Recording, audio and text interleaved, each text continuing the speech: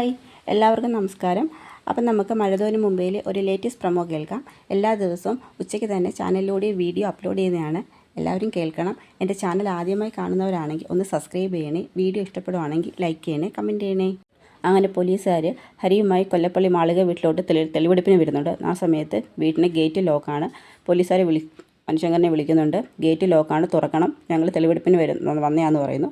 ആ സമയം മനു ഓടി വന്ന് ഗേറ്റ് തുറക്കുന്നു. അങ്ങനെ അവരുടെ മുമ്പിലിട്ട് ഹരിയെ ചോദ്യം ചെയ്യുന്നുണ്ട്. ചോദ്യം ചെയ്യലിൽ വളരെ മോശമായിട്ട് തന്നെയാണ് CI ഹരിയോട് പെരുമാറുന്നത്. നല്ല രീതിയിൽ അടിക്കുന്നുണ്ട്. ആ അടിക്കുന്ന അടി വന്ന് അടിയും കൊണ്ട് ഹരി വന്ന് വീഴുന്നത് കമലയുടെ കാലിൻ്റെ ചുവട്ടിലോട്ടാണ്. അങ്ങനെ കമല മോനെ എന്നൊക്കെ പറഞ്ഞ് കിടന്ന് കരയുന്നുണ്ട്. അങ്ങനെ പോലീസുകാർ പറയുന്നുണ്ട്, ഇവൻ പ്രായപൂർത്തിയാകാത്ത അതൊരു പാവം പിടിച്ച വീട്ടിലെ പെൺകുട്ടിയെ പ്രണയം നടിച്ച് കള്ളക്കാമുകനെന്ന് വേഷവും നടിച്ച് ഇവൻ ആൾതാമസമില്ലാത്തൊരു വീട്ടിൽ കൊണ്ടുപോയി ഇവൻ പീഡിപ്പിച്ചതാണ്. ആ കുട്ടി അത്യാസന്ന നിലയിൽ താലൂക്ക് ഹോസ്പിറ്റലാണ്. ഇവനെതിരെ പോക്സോ കേസും കൂടി വരുമെന്നൊക്കെ പറഞ്ഞ് കമലയെ പേടിപ്പിക്കുന്നുണ്ട്. അതിനുശേഷം അവനുമായി റൂമിൽ ചെന്നിട്ട് അവൻ്റെ കുറേ സാധനങ്ങളെല്ലാം കണ്ടെടുക്കുന്നുണ്ട്. ശേഷം തിരിച്ചവർ സ്റ്റേഷനിലോട്ട് പോവുകയാണ്. സ്റ്റേഷനിൽ വെച്ചും ഹരിയെയും രോഹിത്തിനെയും CI ചോദ്യം ചെയ്യുന്നുണ്ട്. ആ ചോദ്യം ചെയ്യലിൽ മറ്റാരോടെങ്കിലും നിങ്ങൾ ഇതുപോലെ മോശമായി പെരുമാറിയിട്ടുണ്ടോ എന്ന് ചോദിക്കുന്നു. പോലീസുകാരുടെ ചോദ്യം ചെയ്യലിന് മുന്നിൽ പതറുന്ന രോഹിത്തിനും ഹരിക്കും അലീനയോട് മോശമായി പെരുമാറിയിട്ടുണ്ടെന്ന് പറയുന്നു. അതറിയുന്ന CI നേരെ കടപ്പാട്ടൂർ വീട്ടിലോട്ട് വരികയാണ്. കടപ്പാട്ടൂർ വീട്ടിലോട്ട് വന്നതിന് ശേഷം അലീന ചോദിക്കുന്നു, നിന്നെ ആരെങ്കിലും മാനസികമായോ ശാരീരികപരമായോ പീഡിപ്പിച്ചിട്ടുണ്ടോ എന്ന് ചോദിക്കുന്നു. അതിന് അലീന മറുപടി ഒന്നും പറയുന്നില്ല. നീ മിണ്ടാതെ നിൽക്കേണ്ട, നിന്നെ ഇവിടെ ജോലിക്ക് നിൽക്കുന്ന നിന്നോട് അവന്മാർ മോശമായിട്ട് പെരുമാറിയിട്ടുണ്ടെന്ന് അവൻ തന്നെ പറഞ്ഞിട്ടുണ്ടെന്ന് പറയും. ഇത് കേൾക്കുന്ന അലീന പറയും, എന്നോട് അങ്ങനെ ആരും ഒന്നും പെരുമാറിട്ടില്ലെന്ന് പറയും. നീ എന്തിനാ കള്ളം പറയുന്നതെന്ന് പറയും. കള്ളം പറയുന്നതെന്ന് മനസ്സിലാക്കുന്ന CI അലീനയെ അവിടുന്ന് ചോദ്യം ചെയ്യലിനാൽ സ്റ്റേഷനിലോട്ട് കൊണ്ടുപോവുകയാണ്.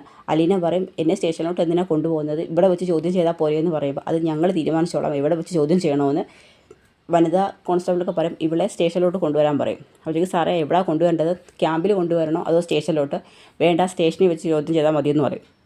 അപ്പോൾ വീട്ടിൽ ബബിതയും കൃഷ്ണയും മാത്രമേ ഉള്ളൂ. കൃഷ്ണ അങ്ങ് ഭയങ്കരമായിട്ട് കരയുകയാണ്. മോളെ നീ വിഷമിക്കേണ്ട, ചോദ്യം ചെയ്യലിന് ശേഷം ചേച്ചിക്ക് തിരിച്ചു വരാൻ പറ്റുമല്ലോ എന്നൊക്കെ പറയും. അപ്പം CI ഇങ്ങനെ ചിരിക്കുകയാണ്. അതിനുശേഷം അലീനയെ ചോദ്യം ചെയ്യലിനായിട്ട് സ്റ്റേഷനിലോട്ട് കൊണ്ടുപോകുന്നുണ്ട്. കൃഷ്ണജ ഓടി വന്നിട്ട് ബബിതയെടുത്ത് പറയും. ബബിത ആ സമയത്തും അമലുമായിട്ട് ഫോണിലാണ്. ബബിതേച്ചി അലീന ചേച്ചിയെ പോലീസ് അറസ്റ്റ് ചെയ്തിട്ടുണ്ട്, ചേച്ചി എന്ത് ചെയ്യുമെന്ന് ചോദിക്കും. അതിന് ഞാനെന്ത് ചെയ്യാനാ, ചേച്ചി എന്താ ഇങ്ങനെയൊക്കെ സംസാരിക്കുന്നത്, അച്ഛനും അമ്മയും ആശുപത്രിയിൽ, അലീന ചേച്ചിയും രോഹിതേട്ടനും പോലീസ് സ്റ്റേഷനിൽ, നമുക്ക് എന്ത് ചെയ്യാൻ പറ്റും? ചോദിക്കും, എനിക്കൊന്നും ചെയ്യാൻ പറ്റത്തില്ല, അവളെ അറസ്റ്റ് ചെയ്തതിന് ഞാനെന്ത് ചെയ്യാനാന്ന് പറഞ്ഞ് ബബിതയും കൈയൊഴിയാണ്. പക്ഷേ കൃഷ്ണജ ഭയങ്കരമായിട്ട് അങ്ങ് കരയുവാണ്. അതിനുശേഷം കൃഷ്ണജ ഓടി വന്നിട്ട് മനുഷ്യങ്കരനെ വിളിക്കുന്നുണ്ട്. ഒരുപാട് തവണ ബെല്ല് കേട്ടിട്ടും കോള് കണക്റ്റ് ആവത്തില്ല. അതിനുശേഷം മനുഷ്യങ്കർ തിരിച്ച് വിളിക്കുന്നു. എന്താ മോളെ വിളിച്ചെന്ന് ചോദിക്കും. അപ്പോൾ കൃഷ്ണജ അങ്ങ് നല്ലോണം കരയുന്നുണ്ട്. ഈ കാര്യം പറ കൃഷ്ണജ. അത് മനുവായിട്ട് അലീന ചേച്ചിയെ പോലീസ് ചോദ്യം ചെയ്യലിനായി സ്റ്റേഷനിലോട്ട് വിളിപ്പിച്ചിട്ടുണ്ടെന്ന് പറയും. ചോദ്യം ചെയ്യാനായിട്ടോ? ആ അതെ, മുമ്പ് ജ്യൂസിലും മയക്കുമരുന്ന് കലർത്തി അലീന ചേച്ചിയെ ഉപദ്രവിച്ചെന്ന് പറഞ്ഞ് കേസ് ഉണ്ടെന്ന് പറഞ്ഞാണ് ചോദ്യം ചെയ്യാനായിട്ട് വിളിച്ചുകൊണ്ട് പോയതെന്ന് പറയും. നീ വിഷമിക്കേണ്ട, ഞാൻ സ്റ്റേഷനിലോട്ട് പോകാമെന്ന് പറഞ്ഞാൽ പെട്ടെന്ന് തന്നെ മനുശങ്കർ കാറും എടുത്തുകൊണ്ട് പോകാൻ ശ്രമിക്കുന്നു. ആ സമയത്ത് കമല ഓടി നോക്കും. എടാ മോനെ, നീ ഹരിയെ ജാമ്യത്തിലിറക്കാൻ പോവുകയാണെന്ന് നോക്കും. അല്ല, പിന്നെ എങ്ങോട്ടാണ് നീ ഇത്ര വെപ്രാളത്തിൽ ഓടി പോകുന്നതെന്ന് നോക്കും. അത് പോലീസുകാർ കടപ്പാട്ടൂർ ചെന്നിരുന്നു. അവിടെ ചെന്ന് അലീനയെ പോലീസ് അറസ്റ്റ് ചെയ്തതെന്ന് പറയും. ഓ, അതെന്തായാലും നന്നായി, അമ്മയ്ക്കിപ്പോൾ സന്തോഷമായോ? സ്വന്തം മോൻ്റെ കൂടെ ഒരാളെയും കൂടി അറസ്റ്റ് ചെയ്തുകൊണ്ടായിരിക്കും. പറയാം, അമ്മയുടെ മോനെ പോലീസ് അറസ്റ്റ് ചെയ്തെങ്കിൽ അവൻ തെറ്റ് ചെയ്തിട്ടുള്ളതുകൊണ്ടാണ്. അവനിലെ മേലുകാവിനടുത്തൊരു ആൾതാമസമില്ലാത്തൊരു വീട്ടിലൊരു പെൺകുട്ടിയെ കൊണ്ട് റേപ്പ് ചെയ്തത്. അതുപോലാണോ അലീന? അവളൊരു തെറ്റ് ചെയ്തില്ല, പിന്നെ എന്തിനാണ് അവളെ പോലീസ് അറസ്റ്റ് ചെയ്തത്? അന്ന് അമ്മയുടെ മോനും രോഹിത്തും കൂടി അവൾക്ക് ജ്യൂസിൽ മയക്കുമരുന്ന് കലർത്തി അവളെ റേപ്പ് ചെയ്യാൻ ശ്രമിച്ചതാണ്. അത് അറിഞ്ഞുകൊണ്ടാണ് പോലീസ് അവളെ ചോദ്യം ചെയ്യാൻ വിളിപ്പിച്ചേക്കണം, അല്ലാതെ അവൾ പ്രതിയൊന്നും ആയിട്ടല്ലെന്ന് പറഞ്ഞ് കമലോട് പറയുന്നുണ്ട്. നിനക്ക് സ്വന്തം അനിയനെ ഒരു അപകടം വന്നപ്പം സ്റ്റേഷനിൽ നിന്ന് ഇറക്കാൻ വയ്യ, ഇപ്പോൾ ഒരു വീട്ടുപേരക്കാരിക്ക് ഒരു അപകടം വന്നപ്പോൾ നിനക്ക് അതിൻ്റെ പുറകെ പോകണമല്ലേ? അമ്മ കൂടുതൽ സംസാരിക്കേണ്ട എന്ന് പറഞ്ഞുകൊണ്ട് പെട്ടെന്ന് തന്നെ മനു കാറും എടുത്തുകൊണ്ട് സ്റ്റേഷനിലോട്ട് പോവുകയാണ്. ഈ സമയത്ത് കൃഷ്ണജയ്ക്ക് എന്ത് ചെയ്യണമെന്ന് അറിയത്തില്ല. കൃഷ്ണജ ഓടി ചെന്നിട്ട് അലീനയുടെ മുറിയൊക്കെ പരിശോധിക്കുന്നു. അതിനകത്തൊരു ഡയറിക്കകത്ത് രേവതിക്കുട്ടിയുടെ ഫോൺ നമ്പർ കിട്ടുന്നു. രേവതിക്കുട്ടിയുടെ താഴെ തന്നെ മാമച്ചരങ്കൾ എന്നും പറഞ്ഞൊരു നമ്പർ കിടപ്പുണ്ട്. അങ്ങനെ അവൾ ആ രേവതിക്കുട്ടിയുടെ ഫോൺ നമ്പറിൽ വിളിക്കുകയാണ്. അപ്പോൾ നമ്മുടെ ഗ്രേസി ആൻറ്റിയാണ് ഫോൺ എടുക്കുന്നത്. ഗ്രേസി ആൻറ്റി ചോദിക്കും, ആരാ? അത് ഞാൻ കൃഷ്ണജയാന്ന് പറയും. ബാല്യത്തിന് മേനോൻ്റെ മകൾ. ഓ, മേനോൻ്റെ മകൾ. എന്താ മോളെ, എനിക്ക് രേവതി ചേച്ചി സംസാരിക്കണമെന്ന് പറയും. അങ്ങനെ ഗ്രേസി ആൻറ്റി അവിടെ നിന്നുകൊണ്ട് രേവതിക്കുട്ടിയെ വിളിക്കുന്നുണ്ട്.